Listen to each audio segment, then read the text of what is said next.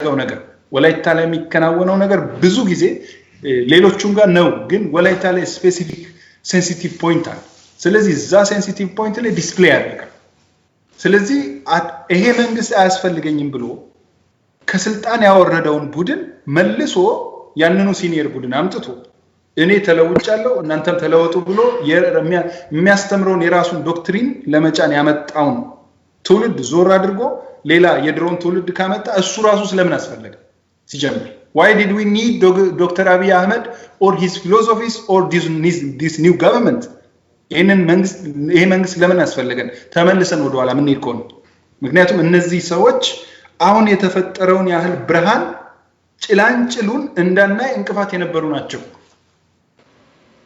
እየተባለ አሁን እየተነገረ ያለው ነገር በሚነገረው መንገድ እየተደረገ ከሆነ ማለት ነው መረጃው የለኝም ገና ይሄ የማጣራቱን መረጃ ጠይቄ ገና አልደረሰኝም እዚህ ማጣራት ይኖርብኛል አሁን ካለው የክልል ጥያቄ የሚያደናቅፍ ከሆነ ወደ አርባ ምንጭ እንዲሄድ ኦሞቲክ ክልል እንዲሆን ነው የተባለው አርባ ምንጭ የወላይታ ተወላጆች ሞተው ብዙ ችግር ተከስቶ ሰሜን ኦሞ ዞን እንደማያስኬድ የነበረው ፖለቲካል ፍልስፍና ስህተት ስለነበረ ህዝቦቹን የሚያጋጭ እንጂ አንድ የሚያረግ ስላልነበረ በዛ ምክንያት የወላይታ ህዝብ ስላልፈለገው የቀረበ አሁን 20 ዓመት ተጠብቀው ያንን ስኮር እንደገና ህዝቡ አሸንፏቸዋል አሁን ህዝቡን ድጋሚ ለማሸነፍ ነው የሚሆነው ይሄ አካሄድ አንደኛ ይሄ የዶክተር አብይ መንግስት ችግር አይደለም ኦልድ ችግር ነው የነበረ ችግር ነው why own it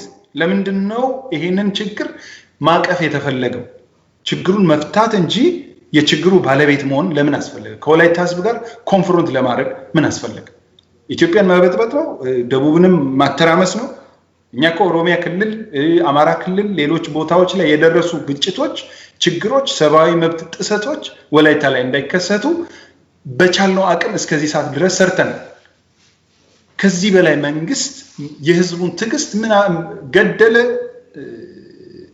አካላዊ ጉዳት አደረሰ ወጣቶችን የ8 ዓመት ህፃን ሳይቀር የ10 ዓመት ህፃን ሳይቀር ገደለ እኔ የዶክተር አብይ ሰላም ምን እንደሆነ አይታየኝም ማለት በመረጃ ላይ ስሜት ዞር አድርገን መረጃ ላይ ከተመሰረትን አንድ ሰው የሚናገረው ንግግርና የሚተገብረው ተግባር ሁለቱ መመዘን አለበት ንግግር ከተግባሩ ጋር ስናስተያይ ንግግርና ተግባር ካልተመሳሰለ እኔ ተግባር ላይ ነው ማየው ስለዚህ ትግበራው እስካሁን ባለው አካሄድ ትግበራው ከመምጫውን ጀምሮ ለወላይታ ህዝብ ስቃይ ይዞ ነው የመጣው አሁን ህዝቡ ይሄንን ስቃይ እንዲያስወግድለት በጣም በትህትና በጣም በጨዋነት በዲሲፕሊን ኢትዮጵያ ውስጥም አፍሪካ ውስጥም ባልተለመደ አካሄድ ሄዷል ጥያቄውን አቅርቧል ታክሷል ሽማግሌ 4 ኪሎ ስንት ጊዜ ተመለሰው እንግዲህ ይታያችሁ ልንኖር ያለ ነው በዚች ኢትዮጵያ ከሆነ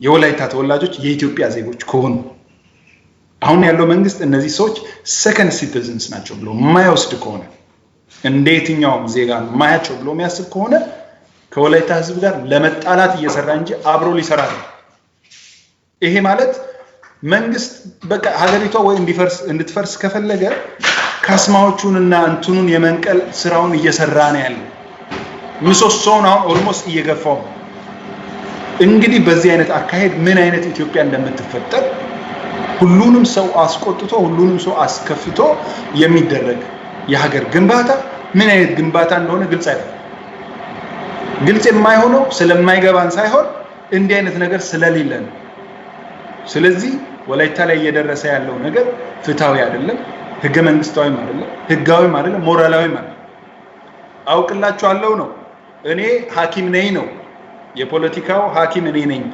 ቀዶ ጥገናውን ሰሪው እኔ ነኝ እኔ አውቃለሁ ነው ግን at the end of the day ዶክተር አብይ አንድ ግለሰብ ሀገር ይምራንጂ አንድ ግለሰብ ህዝብን ማድመጥ ያስፈልጋል ከህዝብ በላይ አውቃለሁ ማለት አይቻልም እሳቸው ይሄ መንግስት አይሆንም ብለው ጠልፈው የጣሉት መንግስት ተመልሶ እንዲመጣ መስራት ልክ አይደለም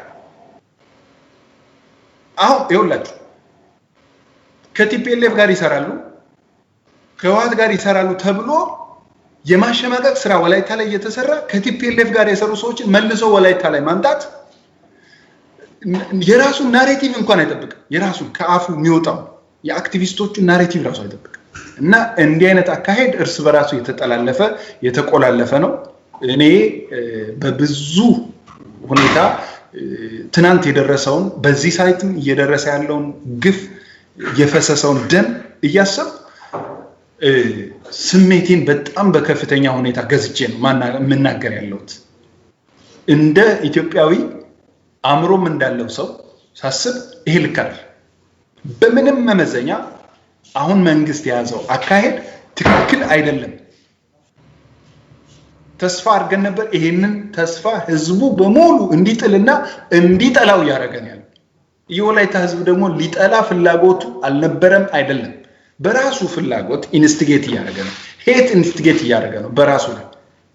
ስለዚህ ይሄ ኢትዮጵያን ማሸበር ነው። ገቨርንመንት ስቴት ስፖንሰርድ ቴሮሪዝም ነው ይሄ። ይሄ ደግሞ በህግ ሊያስጠይቅ ይገባል። ማንም ሰው ከህግ ተጠያቂነት አያመልጥም ማንም ሰው። ስለዚህ እኛ ያልገባን የጠቅላይ ሚኒስትሩ ቡድን የሚያስበው ነገር የተለየ ነገር ካለ እኔ ያንን ነገር ቁጭ ብዬ ለመማር ፈቃደኛ ነኝ። ግን የማየው ነገር የለም እዛ ውስጥ። የማየው ነገር ህዝብ በጨዋነት ጠይቆ በጥይት መቁላት ነው ያየሁት፣ ደም ማፍሰስ ነው ያየሁት። ይሄ ልክ አይደለም። ይሄ በየትኛው መመዘኛ እነ ዶክተር አብይ ሲመጡ የተናገሩትን ሲመጡ ያወሩትን ቃል የገቡትን ለውጥ ብሎ ያሉትን ነገር በፍጹም ይሄ አይመስልም። ድርጊቱ ሌላ ነው፣ ንግግራቸው ሌላ ነው። ስለዚህ ይሄ አካሄድ ኢትዮጵያን ያፈርሳታል። ይሄ አካሄድ ህዝብን የሚያውክ ነው። ወላይታን መግፋት ሊቆም ይገባል። እኛ የተነሳ ነው መልካም ነገር ሊመጣ ይችላል። ይሄንን ህዝቡ ተደራጅቶ ሊያግዝ እንዲችል አቅም እንፍጠርለት ብለን የጀመርነው። አሁን ስራዬ ብለን ከመንግስት ጋር ኮንፍሮንት የማድረግ ቢዝነስ ውስጥ ሊያስገባን ነው የሚፈልገው። እኛ ሀገር መገንባት ላይ ነው ቢዚ መሆን ነው የምንፈልገው እንጂ ከመንግስት ጋር መጋፋትና መንግስትን ጫና ማድረግ ስራችን እንዲሆን አንፈልግም።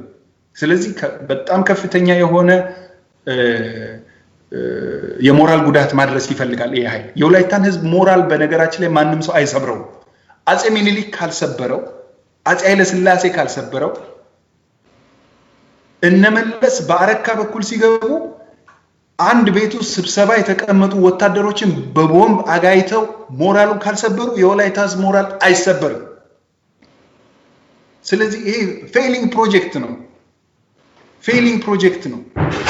ስለዚህ እንዲህ አይነት ነገር ውስጥ ባይገባ መንግስት ይሄንን ቢያቆም የህዝብን ክብር ባይዳፈር ህገ መንግስትን ቢያከብር ይሄ ትንሹ መነጋገሪያ ነጥባችን ሊኖር የሚችለው ይሄ ነው። አስቀድሞ ግን የታሰሩ ሰዎች በአስቸኳይ ደግሞ መፍታት አለበት እና እንዲህ አይነት ሁኔታ ላይ ነው ያለ ነው። እንግዲህ በጣም ነው ማመሰግነው አንዱዓለም። እስቲ ወደ ዶክተር ረድኤት ሂድና እስቲ ዶክተር ረድኤት አንዱዓለም ካነሳቸው ሐሳቦች አንዱ ፍጹም ሰላማዊ የሆነ ህዝብ ላይ እንደዚህም ደግሞ በፍጹም ሰላማዊ የሆነ መንገድ ጥያቄያቸውን እየጠየቁ ያለው ህዝብ ላይ በጥይት መቁላት ተገቢ እንዳልሆነ ነበር የተናገረው።